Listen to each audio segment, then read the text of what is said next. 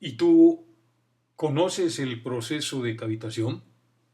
¿Puedes distinguir entre cavitación y sus causas? ¿Puedes distinguir entre cavitación, signos y efectos? ¿Sabes cómo se produce el daño en impulsores de bombas centrífugas? Pues sígueme, lo comentamos. Es muy común que la cavitación sea referida en función de sus signos, en función de sus efectos, como los daños a impulsores o pérdida de head, en función de la causa más conocida, que es el bajo NPSH, o de alguna combinación de las anteriores. Pero, ¿qué es la cavitación? Primero veamos la semántica. Cavitación viene del latín cavus, que significa cavidad, oquedad, burbuja. Entonces, semánticamente, cavitación es simple y llanamente burbujeo. Por lo tanto, el burbujeo que vemos en la imagen 1 semánticamente es cavitación.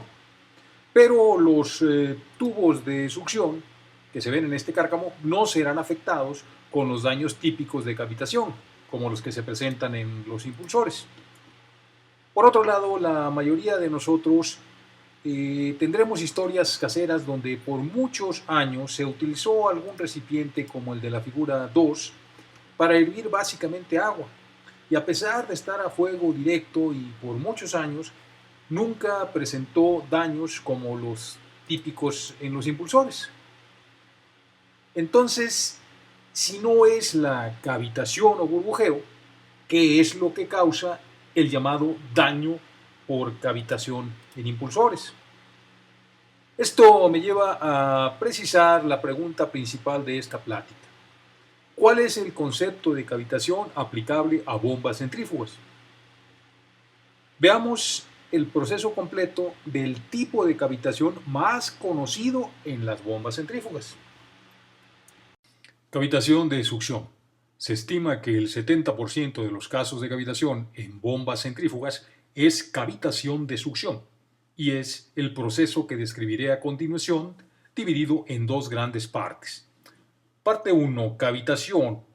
Entre la brida de succión y el ojo del impulsor hay una reducción del área de paso del fluido, lo cual, de acuerdo con la ecuación de continuidad, implica un incremento de velocidad.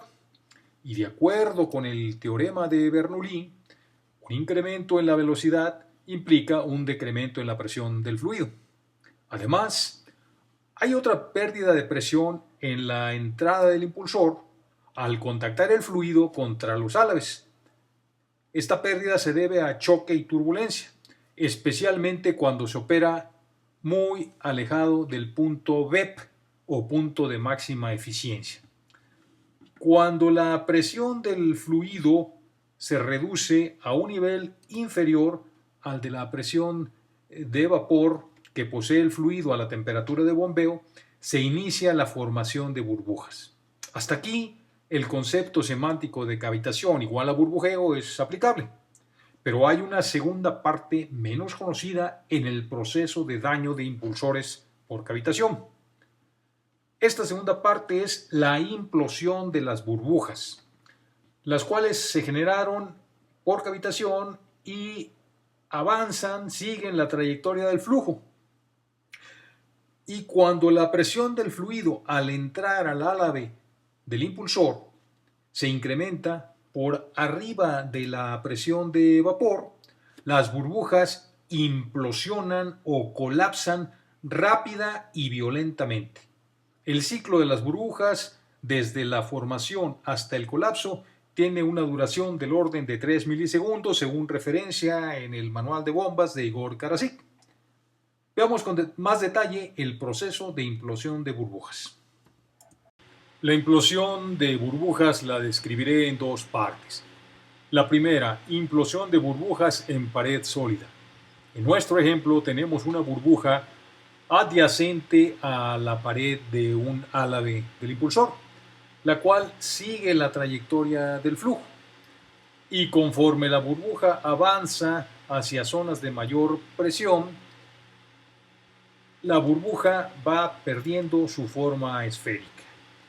En la parte 3, la presión en el lado libre de la burbuja es significativamente mayor que en el lado adyacente a la pared del álave, por lo que el fluido tiende a penetrar la burbuja en dirección perpendicular a la pared del álave. Cuando la burbuja se rompe, se produce un chorro de líquido de muy alta velocidad denominado microjet que impacta contra la pared del álave, donde la energía de velocidad se reduce a cero y, de acuerdo con Bernoulli, esta energía se transforma mayormente en presión, alcanzando valores del orden de 10 a la 4 atmósferas, según referencia de Igor Karasik. Es decir, 10.000 kilogramos sobre centímetro cuadrado. Aunque hay otras referencias que indican valores aún mayores. Entonces, ¿cómo es que no se dañan de inmediato los impulsores con presiones tan altas? La respuesta es que la incidencia de presión en la pared del álave solo dura unos milisegundos, menos de 3 milisegundos, que es el tiempo del ciclo total de la burbuja. Y la otra razón es que el área afectada por esa altísima presión es un área microscópica. Por lo tanto, la picadura o pitting causada por una burbuja sería difícil de observar a simple vista, pero la gran cantidad de burbujas con las que se repite el proceso sí erosionan lo suficiente para causar daños mayores en impulsores. En la segunda parte observaremos las burbujas alejadas de pared sólida. En el ejemplo, la burbuja se encuentra entre dos álaves de impulsor y alejada del disco de impulsor que se encuentra al fondo. La presión que se ejerce sobre la burbuja es uniforme en toda su superficie exterior. Por lo tanto, conforme se mueve la burbuja en la dirección del flujo hacia zonas de mayor presión, la burbuja reduce su volumen manteniendo su forma esférica hasta la implosión. Por lo tanto, no se produce el efecto microjet, pero la implosión produce ondas de presión que generan ruido y vibración. Además, el espacio ocupado por las burbujas reduce el área de paso del fluido, disminuyendo la capacidad de bombeo. También hay disminución de Hertz debido al desperdicio de energía utilizado en acelerar porciones de fluido para llenar las cavidades cuando las burbujas colapsan. Recordemos que desperdicio de energía es sinónimo de pérdida de eficiencia. El concepto de cavitación. Considero que es más importante comprender el fenómeno que tener un concepto en sí. Pero por formalidad intenté describir el concepto para la cavitación de succión en bombas centrífugas, el cual puedes leer en el recuadro de texto.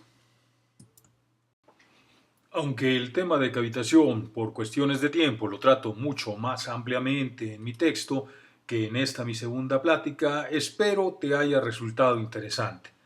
Mi primera plática fue El eslabón perdido de confiabilidad de bombas centrífugas, también publicada en LinkedIn. Muchas gracias por tu atención y estoy a la orden para comentarios, dudas o desacuerdos. No dudes en contactarme. Hasta la próxima.